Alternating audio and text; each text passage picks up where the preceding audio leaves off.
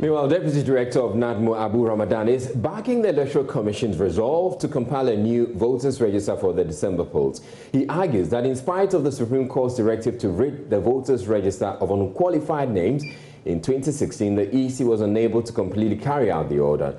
At a news conference on Thursday, Mr. Ramadan insisted the current register is therefore unfit for any election. When we say the voters' register is not credible, we are not saying that it is full of foreigners or that a majority of people on the register are non-Ghanaians. It is not just that. Yes, it is true that some people who are not Ghanaians are on the register. That in itself is substantially illegal. In terms of due process, illegality, then all Ghanaians who used the NHIS card are equally guilty. Clearly, even if the EC should decide to accommodate the use of voters' ID cards as proof of qualification, it is forever barred by the Supreme Court from using a card acquired from 2012 till date.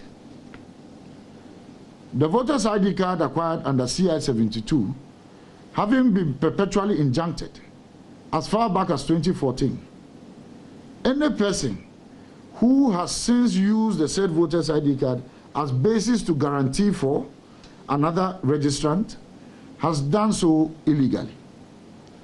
And like we said earlier, such an act is tantamount to COVID-19 trail of infection and its attendant contact tracing difficulties. The voters' register need to be rid of such names to make same credible. We have, however, finally breathed a sigh of relief at long last. The EC has decided to take us on a path that will result in a credible and accurate voters' register. We applaud the EC and fully throw our weight behind them as they embark on this all-important constitutional agenda, unless they go off track. We humbly call on all well-meaning Ghanaians to give their full support to the EC as they take steps to do the needful by giving effect to judgments made by the Supreme Court 6 years ago.